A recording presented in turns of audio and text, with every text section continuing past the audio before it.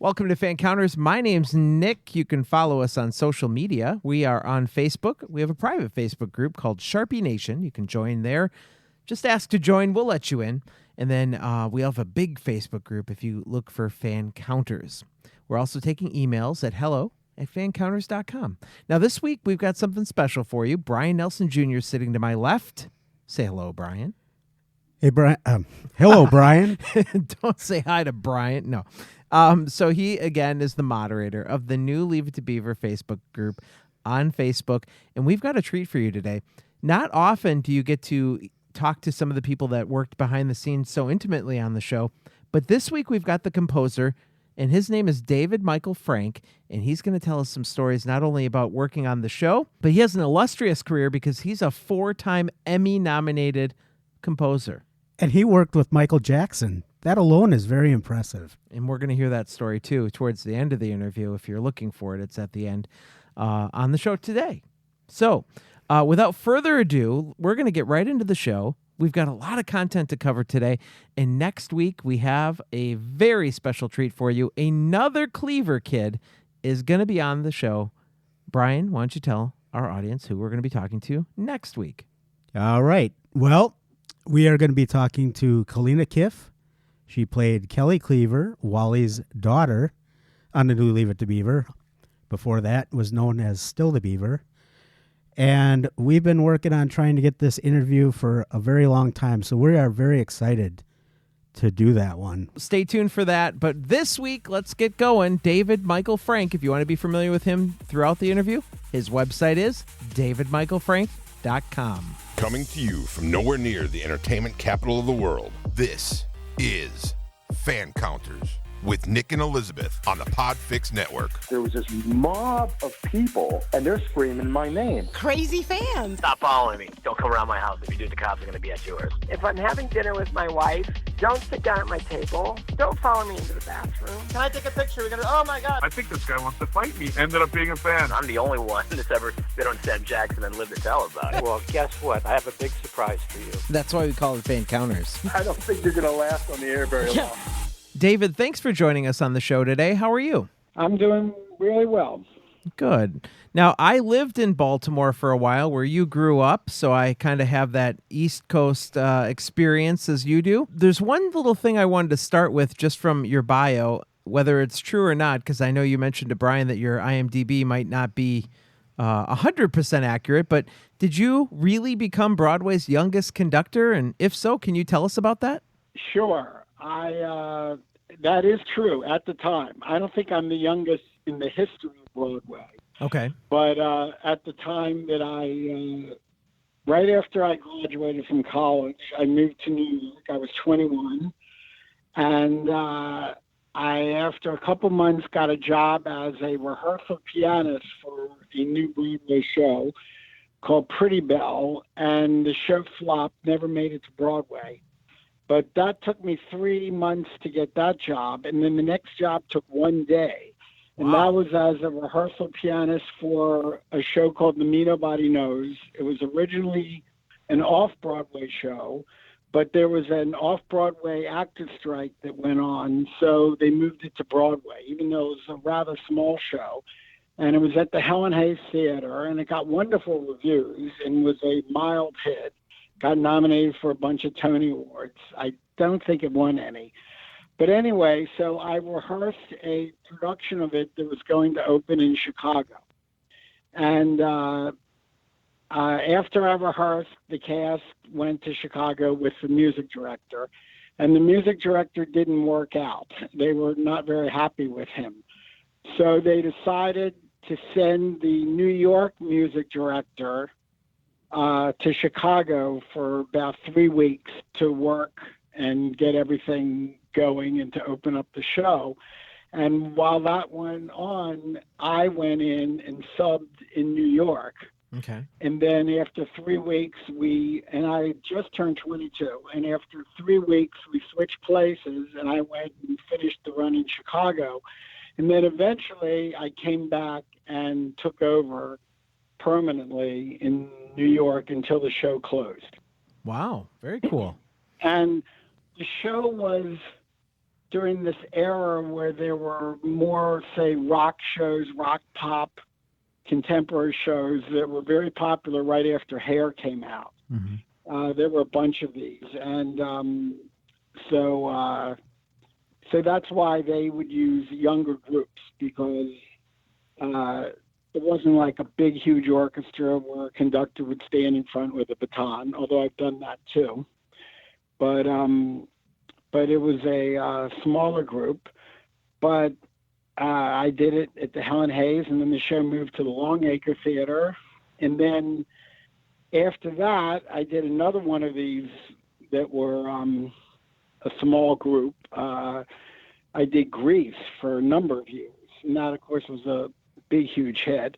For sure. And which also started off Broadway at a theater called the Eden Theater, and then moved to New York and got very lucky because it was on its last legs, and then the movie came out and was such a monster hit that revived the show, and it ran for even longer. See, I didn't realize that the musical came before the movie. Yeah, usually that's the other way around. The musical came in 1972 in February. It opened off Broadway. I used to sub for they had a conductor and assistant conductor, and I would sub for them, and then took over. But sometimes they would go on vacation, and I'd be doing it for 2-3 weeks at a time sometimes.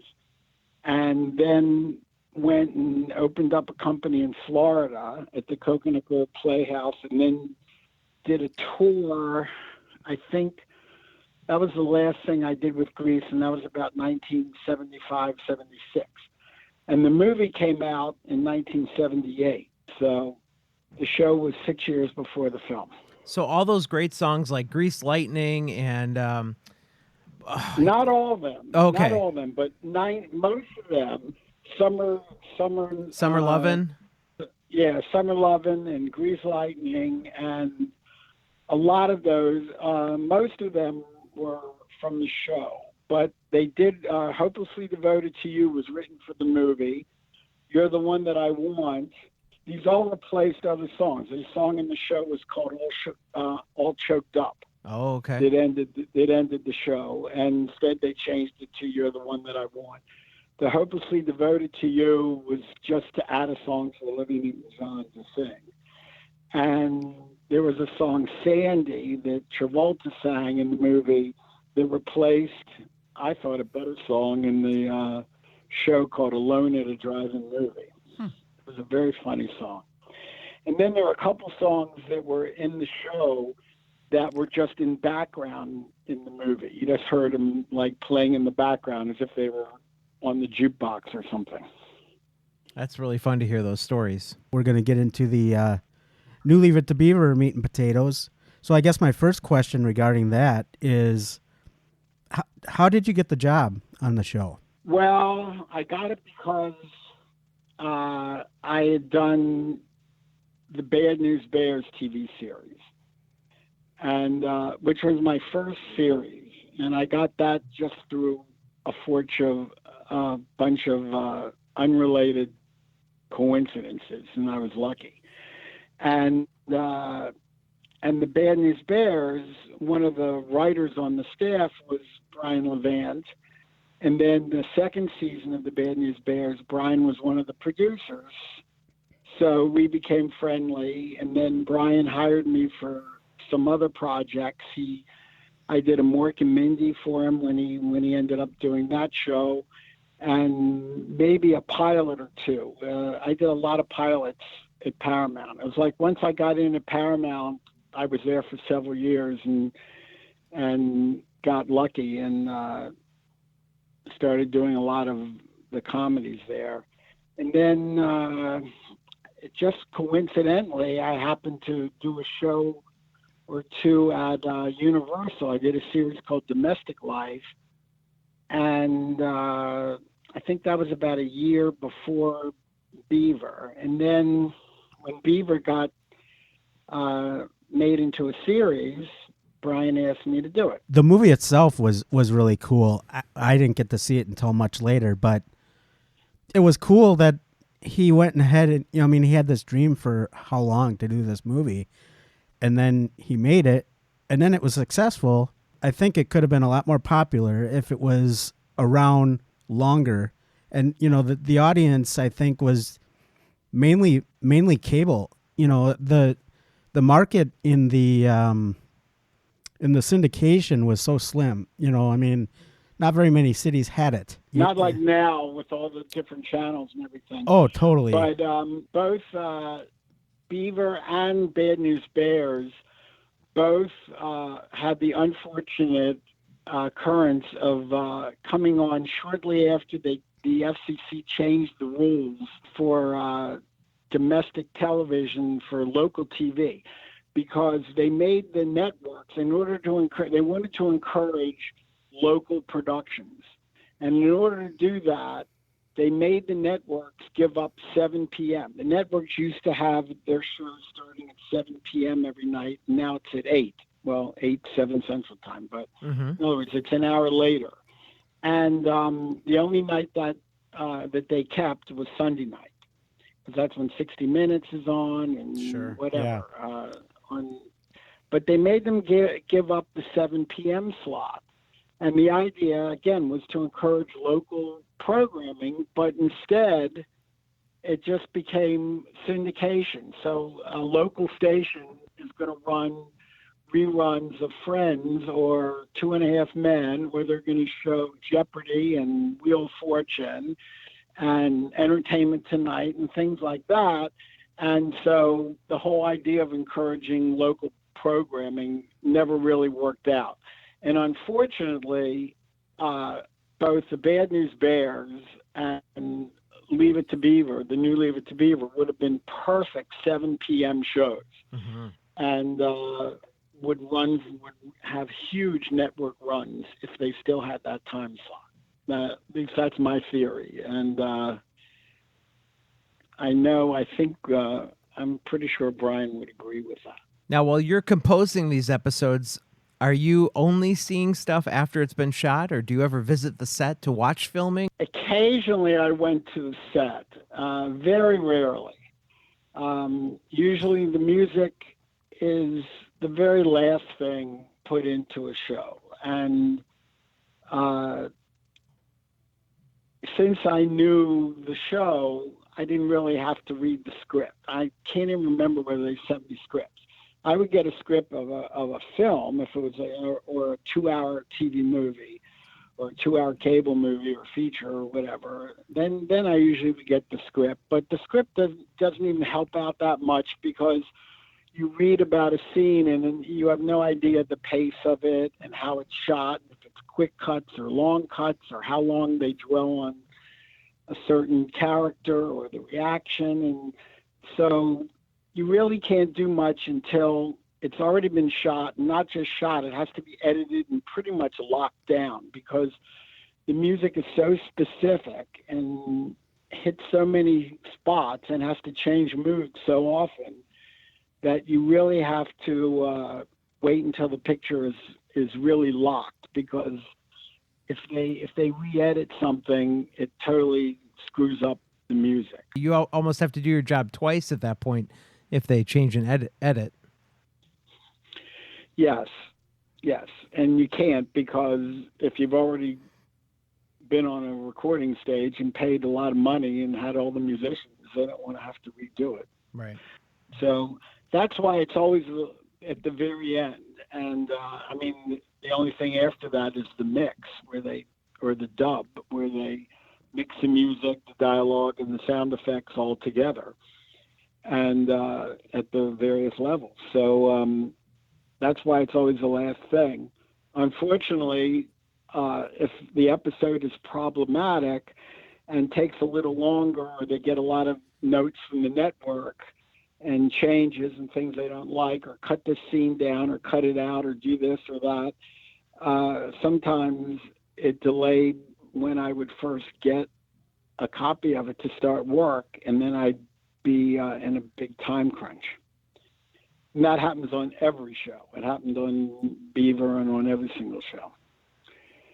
And so it would be the very last thing, and we would have a spotting session, usually with a line producer or an associate producer, not the writer producers, someone who would, generally there was a person in charge of post-production, which is everything after it's been shot.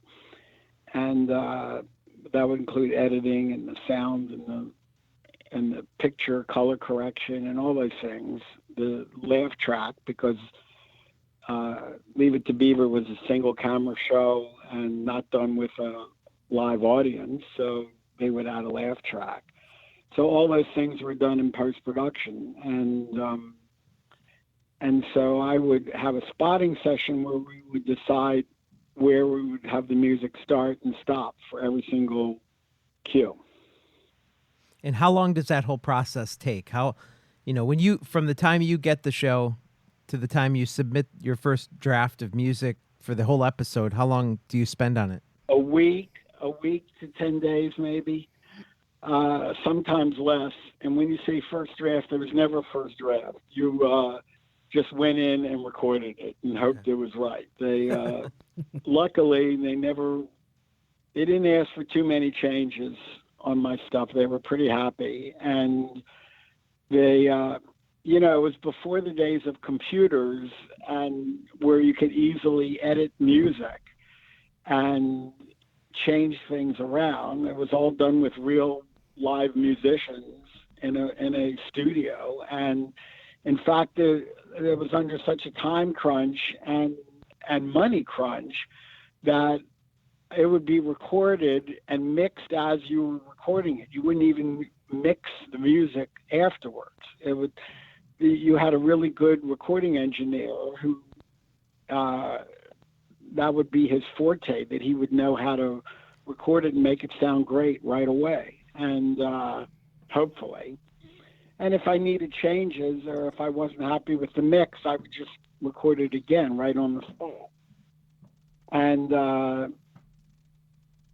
so the producers sometimes came to the recording session. Sometimes they didn't even bother coming. Of course, the whole last season, Beaver was going to be canceled, I think, and it got another 20 episodes if they agreed to shoot it in Florida, because Universal was building that studio, and they wanted to say something was actually being filmed there and being shot there. So some of the people, I don't remember if Brian was in LA or in Florida during that time, but so if he was in Florida or maybe went back and forth, he wouldn't have even been able to come to the sessions. Plus, they also, part of the deal in shooting those last 20 was they cut the budget down. And so the last 20, they just gave me what's like a package and said, here's money and just record it. And it was a lot less money than we had before. So I recorded it at my house. Oh, wow. And I would have musicians like come over one at a time, and it was never with a really large group, but the show didn't really call for much in the way of a big group. Occasionally there would be an episode, if it was like a caper episode or sneaking around or something, or some episodes I might have a whole string section or a small string section, and some, I would like save up and have some episodes with a very small rhythm section and maybe a sax, and then splurge on another episode if it needed it. And yeah. So how many pieces are usually like in the earlier episodes when you were able to have a studio, where like how many pieces were in your orchestra? I would say 15 maybe. Yeah, sometimes it would only be rhythm, and again, just rhythm and a couple other, maybe a synthesizer or two, maybe a couple woodwinds or a couple strings, sometimes smaller, occasionally larger, but not too much. And for most of those, we did it on the big sound stage at Universal that sadly no longer exists, stage 10. And it was a really nice big room that could hold a huge orchestra. And so that was really nice. We would, Brian had some really wild ideas sometimes and came up with really interesting ideas about what if we scored a whole episode this way or that way or whatever. And so that was fun. I don't remember what episode. I think it might have been a love story, but one episode he said, why don't we score it? Or he wanted me to listen to some music and see if I thought that would be a good approach. He said to do like Django Reinhardt and Stefan Grappelli. So that's like jazz from the 1920s or 30s. Django Reinhardt was a guitar player and Stefan Grappelli was a violinist. And they did some records together as a duo. And so I got some great musicians and some pretty famous ones, actually, at least in the recording field. And so we did that. We did an episode like that. I remember and then I brought back that violin theme in another one in a jazzy style in the last 20. And then I think at the end, must have been a love thing also, or maybe it was for a wedding or something. I did a more contemporary version of the same theme.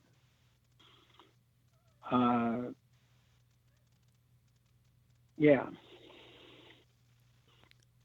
So did a whole episode that was Zydeco music in one of them, which is New Orleans, I don't know, like Creole, Black Creole music, maybe a little Cajun. Cajun would be like white Southern Louisiana, and Zydeco would be more black Southern Louisiana.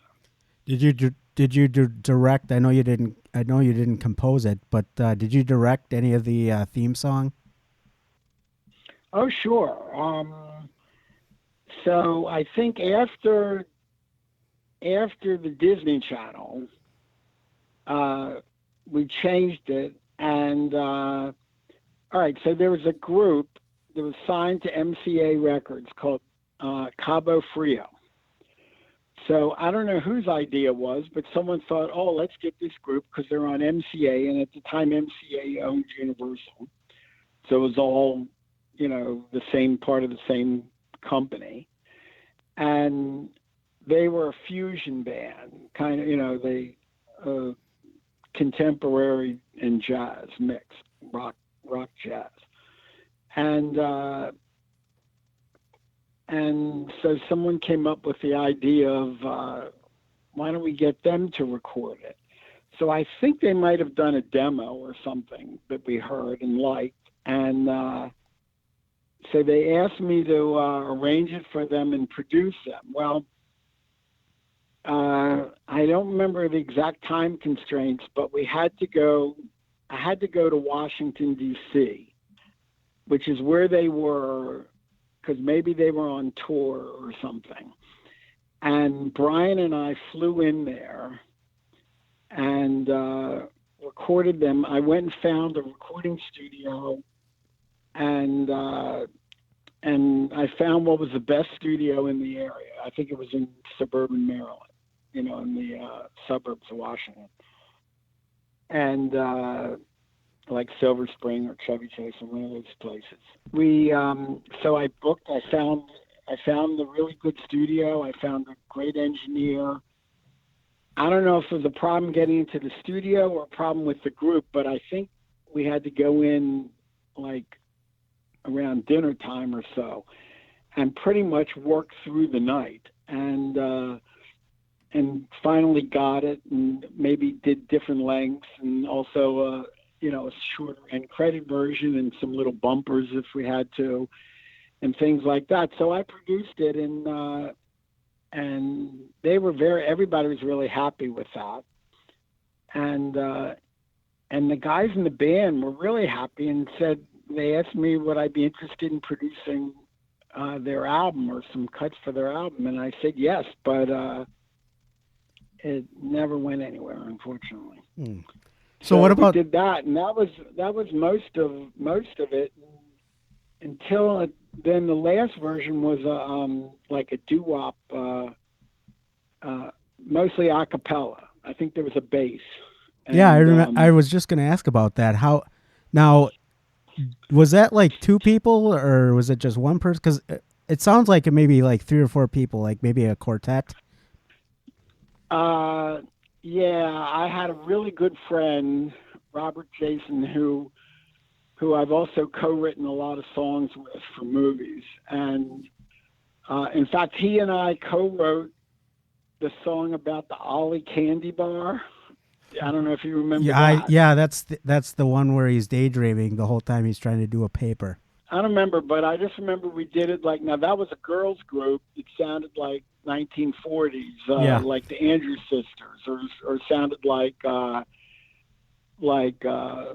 Midler, who copied the Andrews Sisters, doing Boogie Woogie Bugle Boy, about the Ollie, Ollie, Ollie candy bar. And my wife sang on that, and Robert's wife, and we doubled them up and made it sound like a whole group. We might have hired one other girl singer, I don't remember. But and Robert did a lot of the stuff for the show. I think there was an episode where I did the Beach Boys. I did some Beach Boys type sounds with the harmonies, and it was spot on Beach Boys, and Robert did some of that. So we got Randy Crenshaw. He's one of the top studio session singers, did a lot of stuff for Michael Jackson and other people, and he sang on it. Robert sang on it. I forget who we got on the bass, maybe Carrie Katz or someone who's a really good on the bottom voice. And yeah, I think we did it at Robert's house, and they were really happy with that too. And it was fun doing, when you do so many episodes of a series, it's fun to change around either the style of the music of that episode or the style of the main title. Yeah, I didn't even think about that was probably 3 or 4 guys. Regarding the music, now there was a lot of cool songs on there. Brian Levant is a big fan of making these episodes into like a musical, like the one where Kip, when he's daydreaming, the song Buck Up and What's Come Over Me. Did you have your hand in writing all of these songs, like Fire in the Gym, Bomb the Prom? I think I did Fire in the Gym. I don't remember totally. I do know there was the one episode the whole episode was basically a big musical with choreography, and with Brian Wilson. I did not write the songs for that one. Okay. Around that time I started to get really busy, and I was doing features, and I was doing other things at Universal. That was a time when NBC had this mystery night on Sundays. I think they would do 2-hour versions of TV shows. Oh, so I remember that. Yeah, I remember I did a 2-hour Columbo, and I was starting to do a lot of action pictures, and truthfully, they were a lot more rewarding than sitcoms, because sitcoms you hardly write any music. It's played for laughs, the show, and then you do little transitions in between the scenes. Ba-dum-ba-dum-ba, honey, I'm home. And at least in a single camera film show, there's more music, and you can get away with it more than in because they'll shoot things outside, and they'll shoot montages and things compared to when you're doing a show that's done, with a live audience, and it's pretty much all on a set, and there's hardly any music in sitcoms. So I got into these action pictures. I just got lucky and got into that. And of course, there you have all these car chases and action sequences and sneaking around and all kinds of things. So it was a lot more rewarding musically because I'm writing a lot more music and a lot of different styles. I remember Brian had asked me about the musical, and I just didn't have the time to devote. But I did do the underscore for that episode, like I did for all the others. And any song that was done in the show, that would be a pre-record. So I'm pretty sure I did Fire in the Gym. That Fire in the Gym.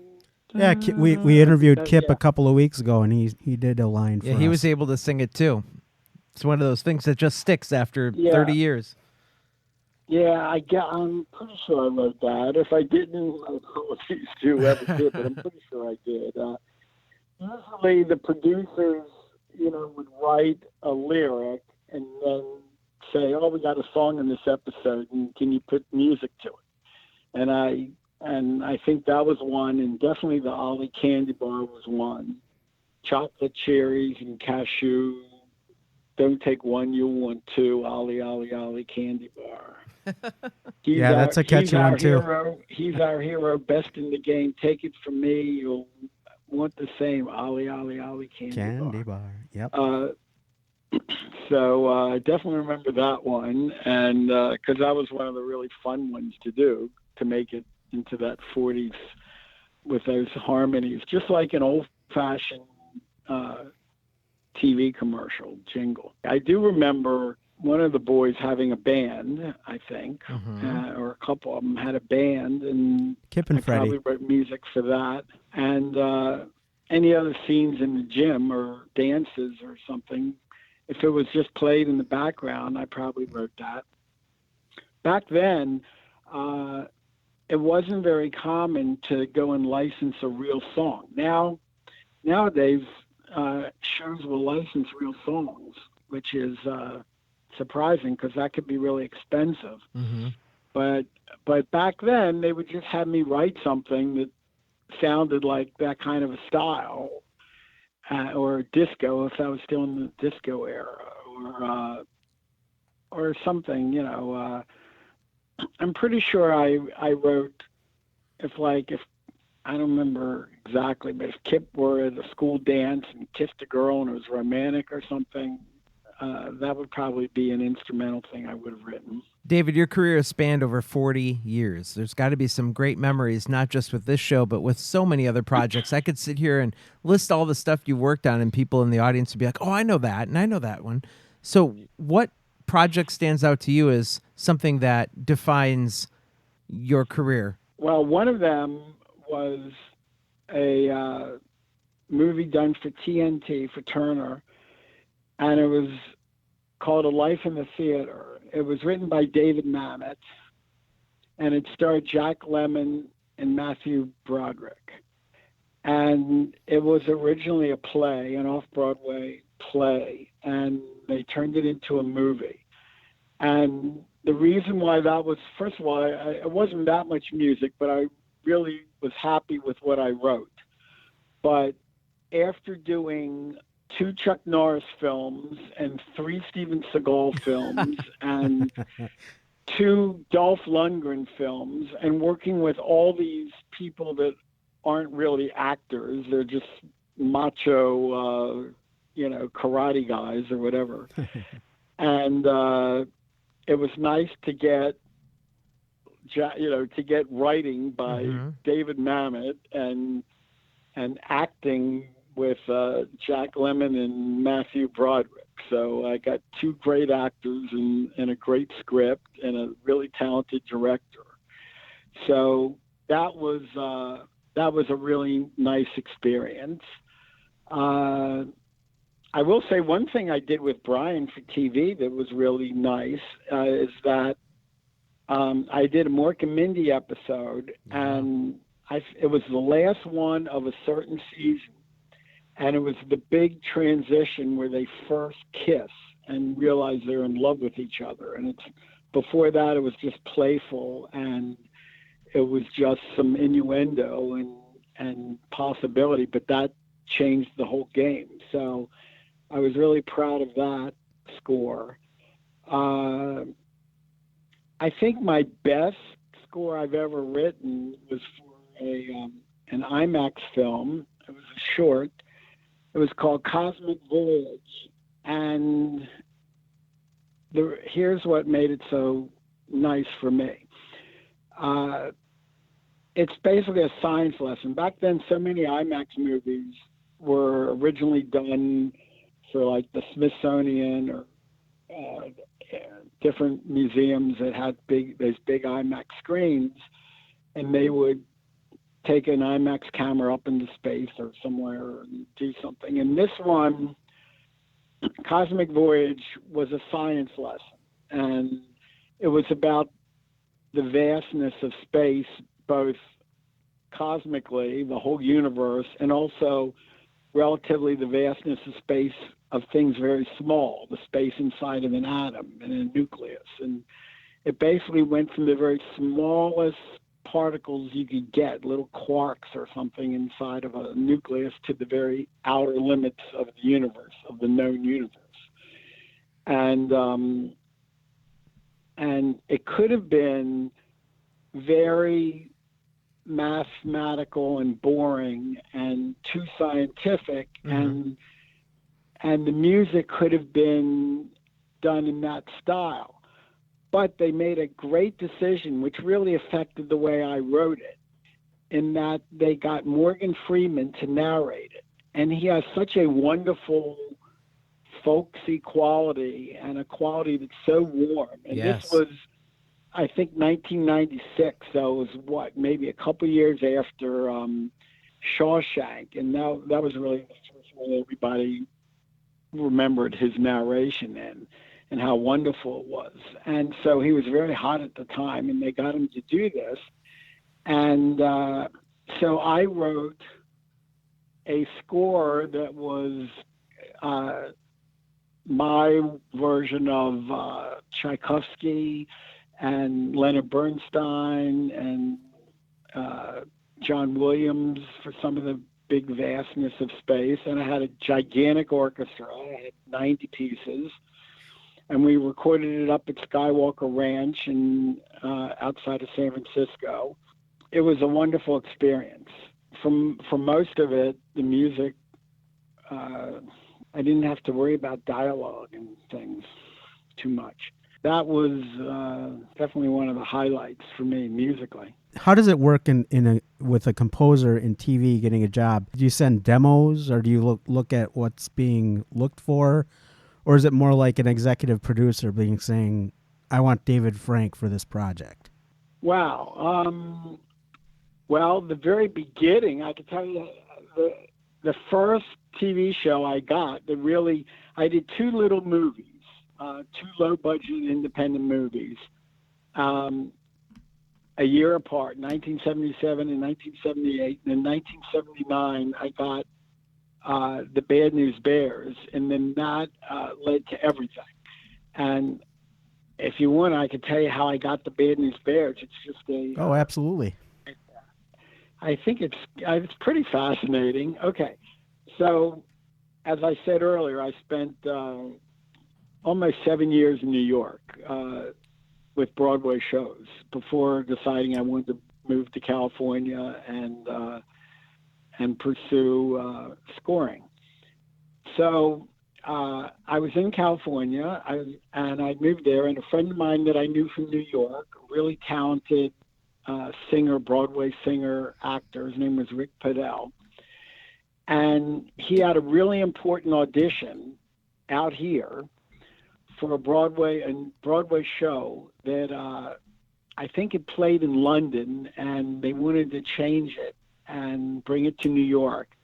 And it was written by Anthony Newley, who is pretty famous. He wrote the scores to Stop the World, I Want to Get Off, and Roar the Grease Paint, Smell the Crowd, and also all the songs from Willy Wonka, Candyman, all those things, Pure Imagination, whatever. So a friend of mine was auditioning for it, and they wanted him to sing. It was a really important audition. He was down to the finals, and they wanted him to sing a song from the show.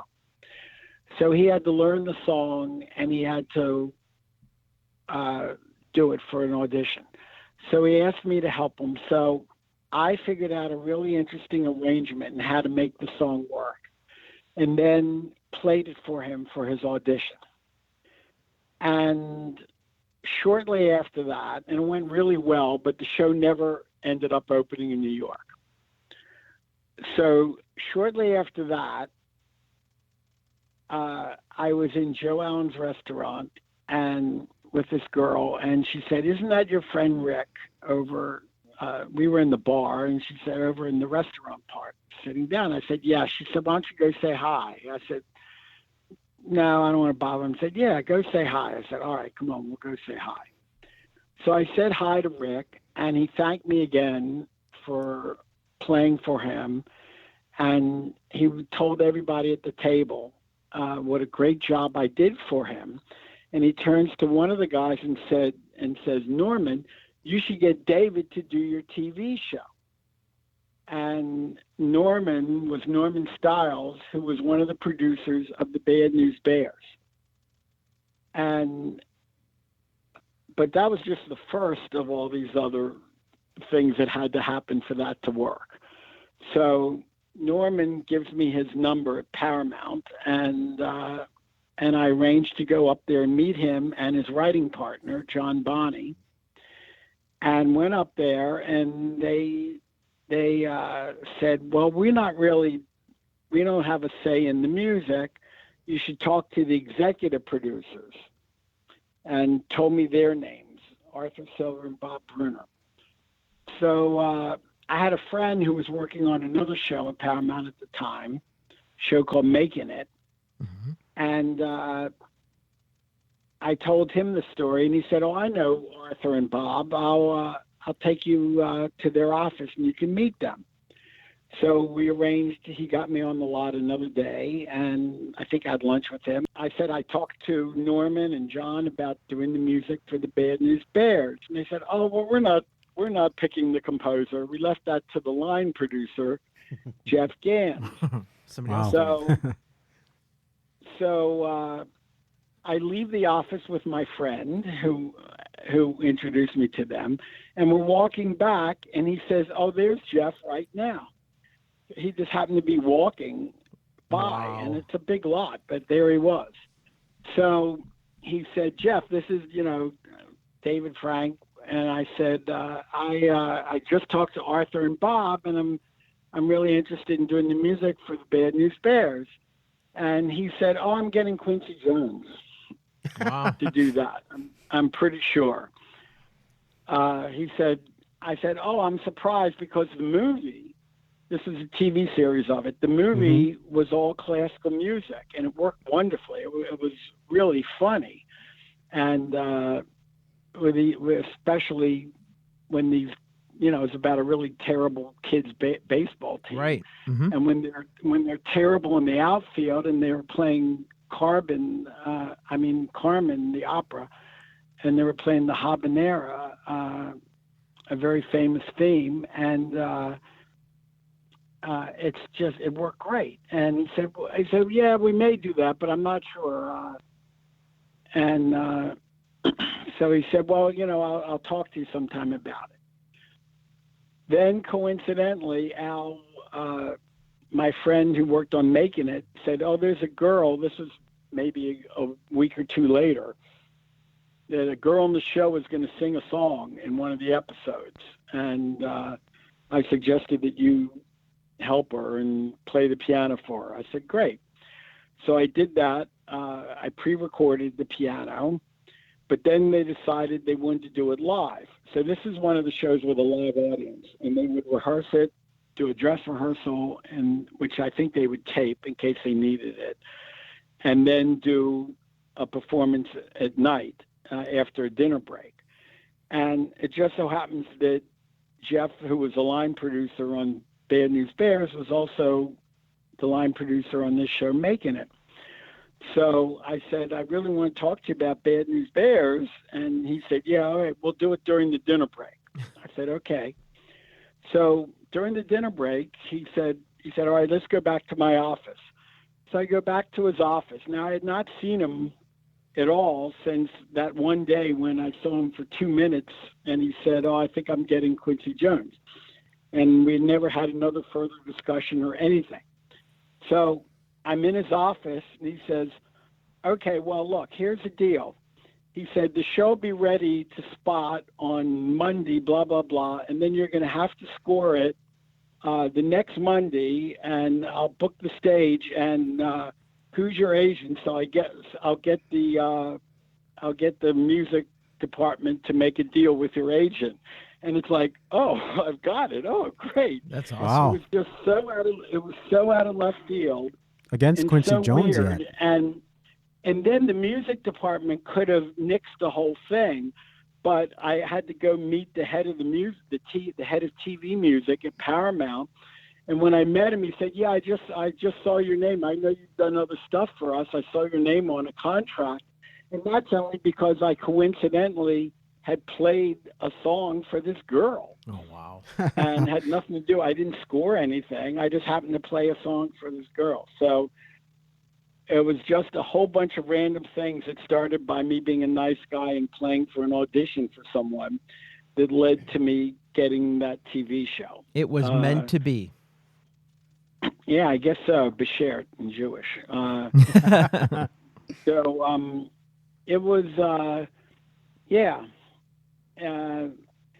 I got lucky and didn't have to do too many demos. You asked about demos. I did, to get my first action film, because I had absolutely nothing that was appropriate. And I had an inside way of getting to the director. So I went to someone's house who was very talented, a guitar player, and we did a couple demos, and the style the director liked at the time was Tangerine Dream. And so I did 2 pieces in that style, and he liked it and met with me, and that's how I got Code of Silence, which was a Chuck Norris film for Orion. And it was probably his best film he's ever done, I think. And it was a pretty good hit. And then the same director who did that did Above the Law, which was the first Steven Seagal film. And then that pretty much got me going. And in the late 80s and early 90s, I was doing a lot of TV shows at Universal and doing features at Warner Brothers, and it was a great time. And then I was doing TV movies too. I was doing a bunch of things at Universal for, I forget the network they had. I think they co-owned a network. I did a sci-fi series called Tech War and a bunch of 2-hour movies. And the first one was directed by William Shatner, who happened to live 2 doors away from me too, but wow. I'd never met him. And then he came to the session and he sat there and he sat there for like an hour and a half and never said anything. And I didn't know what was going on. And I turned to him and I said, you haven't said anything. And he said, I'm just too amazed by everything. Because I had all these electronic guys there set up and an orchestra, and everything was going on live at once. And I think he was like, he had no idea what it was going to be like. So that was one of the easiest things I ever had to do. What's it like when you get the phone call that you've been nominated for an Emmy? In 1990, you got that call. What was that like? That was the first one. Every one I've gotten nominated for has been different because first you're talking about really pre computers or just the very beginning age of computers and finding out through a phone call, and then later it would be someone calling my cell or sending me an email or text or something like that, or going online and finding out myself. It's pretty exciting. It's the nicest thing about it is that it's all your peers that are voting. It's different than every other awards in that for the Emmys, only people in that category can vote, and that's true not just in the nominations but in the finals also. So in the Oscars, anyone could vote for Best Actor, but for an Emmy, only other actors can vote for Best Actor. And again, this is in the finals as well as the nominations. So so that's kind of nice that only other composers judge. It's and a high the nice honor, thing, especially in like two of the categories, because I've had 4 nominations and they've all been in different music categories. One was musical direction, and one was for a song from a Disney. It was from a Disney Channel movie too. One was for the score to a movie, TV movie, and one was for a main title. So the nice thing is that they have panels and people actually listen to these things and judge. It's not just based on popularity. And because like my last nomination was for the theme of The Mole, and The Mole was not a big hit. It was on ABC, and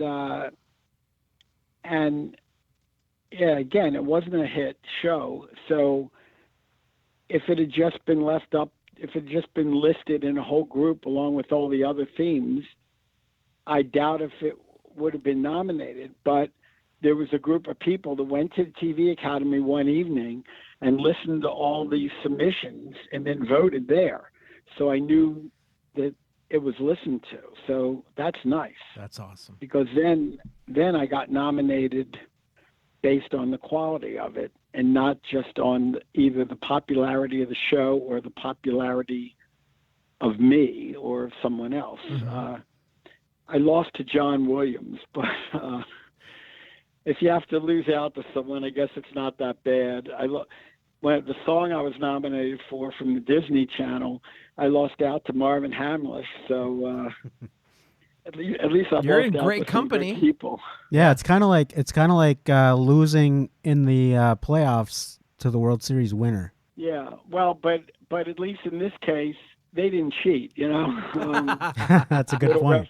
Little reference to the Astros there, but yeah, I lost out to really quality pieces, so it wasn't upsetting, and it was just upsetting that some producer nominated John Williams, who I think could care less about getting an Emmy nomination when he has 49 Academy Award nominations or however many he's had and how many he's won. But the producer of some show that he wrote a theme for, it was for PBS Great Performances. And it was a great theme, and because it was John Williams, he Of course, had yep. a huge orchestra recorded. He had a whole orchestra, but you know, if he hadn't been nominated, who knows? If because I guarantee you he didn't submit it himself. It was like the producer, I'm sure, that decided to do it on his behalf. But yeah, that was nice. The interesting thing about the first nomination, 1990, that was for the Sammy Davis Jr. 60th anniversary in showbiz, and that had it was because Sammy was they knew he was going to die soon. He had cancer, and so they did a big tribute show to him, and Eddie Murphy hosted it, and the talent on that show, I don't know if it's ever been surpassed. Whitney Houston, Michael Jackson, Stevie Wonder, Ella Fitzgerald, Frank Sinatra, it was just unbelievable. I'm leaving out some. And it was funny, all those gigantic names, and the one that had the biggest entourage, and really the only one with a big entourage, and it wasn't Michael Jackson. Oh, I thought you were going to say that. No, it was Mike Tyson. I don't even know why he was there, but he must have presented something or introduced somebody, and he walked in with like just a gigantic group of people and bodyguards and everything, and it's like, for real?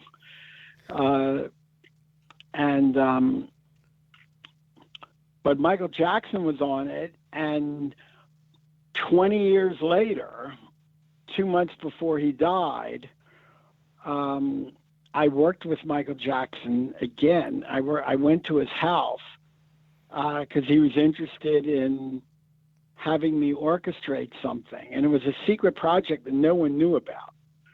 And when I got there, it was just he and I in his living room, and that was it. And he said, "You look really familiar."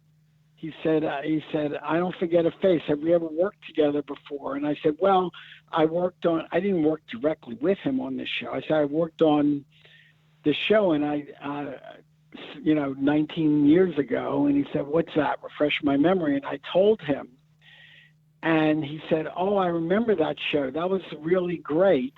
And right away, because he remembered it and said, "I never forget a face," and because of that, he felt really familiar and really comfortable working with me then. And unfortunately, it never got off the ground because he died 2 months later. Oh, wow. What was he really like? I mean, when he welcomes you into your home, I mean, was he normal? Well, okay. So I went to his house, and this was right before he died, and I knew by then he was more eccentric than he was 20 years ago. Yeah. And I had heard all kinds of stories about him, so I decided I wasn't going to shake his hand because he was, germophobic, and he always wore masks and things and covered his face and whatever. I just decided I was going to be very respectful, and I wasn't going to shake his hand. And he comes down the stairs and comes right up to me and sticks his hand out to shake my hand. Wow. Like, oh, okay. That's cool. So, and then he was really, it was very interesting because we had to talk about music.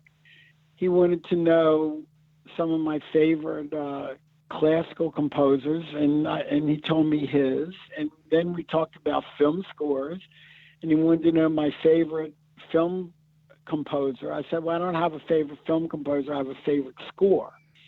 And I told him my favorite score, and then that led us to each. It's by the way, it's On the Waterfront, which was written by Leonard Bernstein. It's the only film score he ever wrote. And that led to a whole talk about Leonard Bernstein, and he told me a story about Leonard Bernstein and him, and this was around the time of Thriller.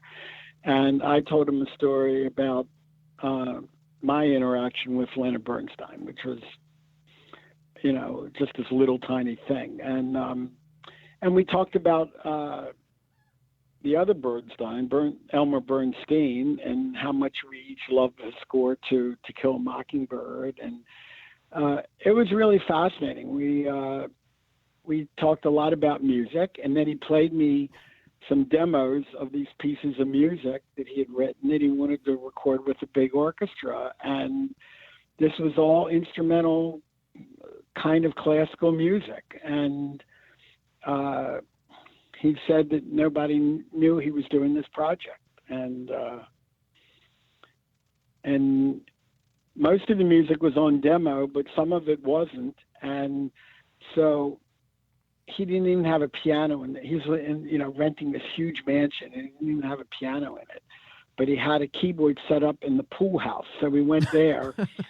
And good acoustics. Because part of the music he did not have recorded. So he asked me to so I said, "Well, I'll play it and you could hum it for me."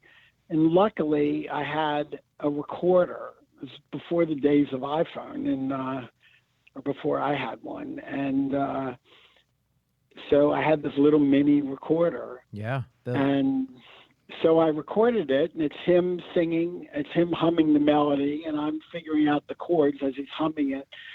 And it's nice because he says your instincts are correct, exactly right. And he was very happy. And so it's the only recording I have that anyone in the world has, I think, of this music that he wrote. So are you able to do anything with that? To record it. I want to. I went to his estate. It's like, so far they haven't seemed interested, and I think they know about it. And I've gone to other people, and they have such a backlog of so many things that he's done, and so many songs and unfinished things, that it could just go on for years and years. And I don't know. I might. Every once in a while, I keep trying, and I haven't tried in a while, so it would be nice. I mean, have you played the recording for anybody? Just a few friends. I don't want it to get out. Right. I've had like right after he died, I got contacted by all these TV stations and famous the entertainment TV programs shows and things that wanted to come over, but only if I would play the music. And I said no. Sure. Yeah, you got to protect that. Because I didn't. Yeah, and so that no, very few people have heard it. Unfortunately, it didn't happen. That could have been my lottery. Oh my! Ticket, Mm-hmm. That could have been a huge, huge thing, and maybe it'll happen someday. But if not, I don't know. Maybe one of my kids can do something with it one day. I have 3 kids, and 2 of them are into music. One of them has actually scored some things, and he wrote the theme to 2 shows on Showtime. And the other one's a jazz musician and is doing really well. He works with Jeff Goldblum, the actor, who plays jazz piano, and my son Alex plays in his group. And they had a record that came out a few months ago, and Alex got to work and arrange and stuff with Fiona Apple and Miley Cyrus and Gregory Porter and a whole bunch of really great people. TV shows, characters have like their theme song, like, that's the song you hear when they are around or in a scene. Now, when you're writing music for a certain character, how exactly does the music come to you? First, I'll do a quick answer, say as related to the Beaver show. Basically, except for a few occasions, almost every episode would end like with a moral or something, and I would stick in at least the last few measures of the original Leave It to Beaver theme. That was something that was like a given. So we would do that for every single episode. There was also a couple episodes, sometimes I had flashbacks to the original Beaver series. And there was a theme that Brian really liked that I re-recorded and used both in the new one, and I think they used it in the flashback, because sometimes, even though you could get the rights to do a scene from an old movie or old TV show, a lot of times you can't get the rights to the music, and they can strip out the music and re-record it. And so when they play an old Beaver show on the new one, sometimes that's my re-recording of the theme and not the original. Oh, that's interesting.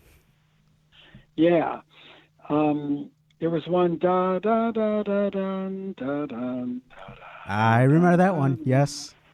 So sometimes I used that. I think maybe if it was going back to the old show or talking about the dad or reminiscing or bringing up the same point, the same comparison of a moral that the boy learns that Beaver learned when he was that age, or something like that.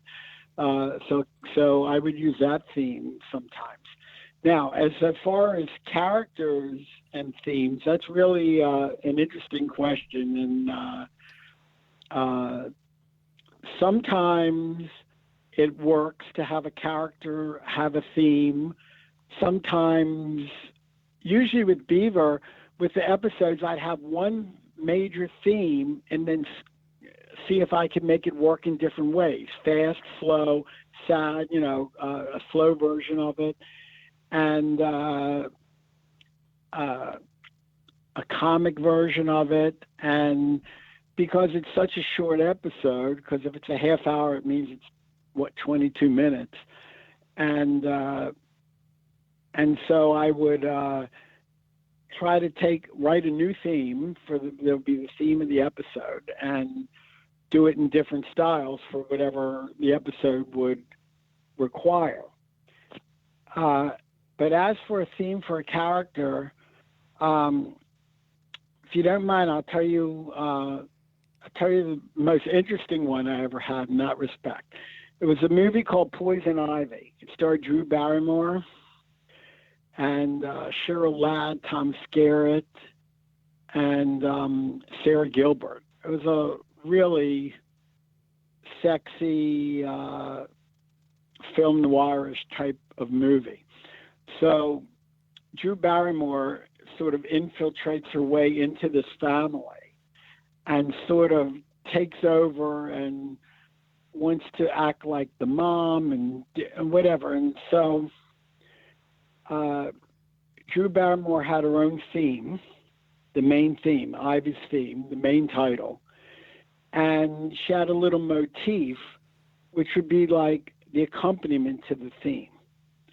And then Cheryl Ladd had her own theme and an accompaniment to the theme also. Well, in the middle of the movie, Drew Barrymore kills Cheryl Ladd, and or she pushes her off a balcony, and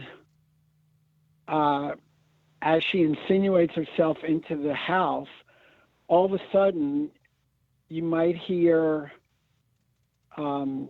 Drew's theme, but with the accompaniment that I used for Cheryl Ladd's, or vice versa. Hear the motif or the accompaniment that I wrote for Drew Barrymore with the melody for Cheryl Ladd. And there were other and different instruments that accompanied them. The Cheryl Ladd one accompaniment of her theme was with a harp, and Drew Barrymore was mostly strings and mostly violins. And so I would, and Cheryl Ladd's had cellos playing it, and I would change it around and then do Drew's theme with the cellos instead and mix it all up. But it made sense as to what was happening in the movie. And it was pretty deep, and I don't even know if anyone got it, but it was really fun to do and really interesting approach. And at least I know the director and producers in New Line appreciated it. So that's the one that instantly comes to mind about a theme for a character. Those are very interesting because every time you hear it, the differences, but the audience is so wrapped up in the plot and the story, the acting, they sometimes don't even notice the music. So you work all this you do all this hard work to identify different sounds, and we might not even pick up on it. That's kind of sad. And that's actually the way a lot of art is. A lot of times people think that the music shouldn't stick out. I learned the hard way. The first TV movie I did was called The Kid from Left Field. It was a remake of an old movie, and it starred Gary Coleman and Robert Guillaume.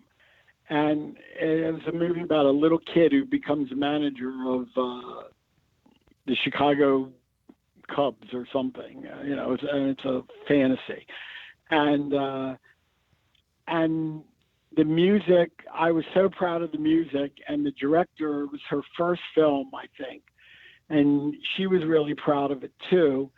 And at the dub, I kept wanting the music louder and louder, and she did too.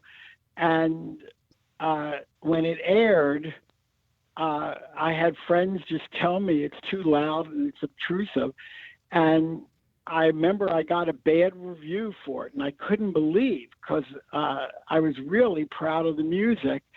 And I learned the hard way that, like, no, you can't have the music stick out like that. Then it becomes intrusive, and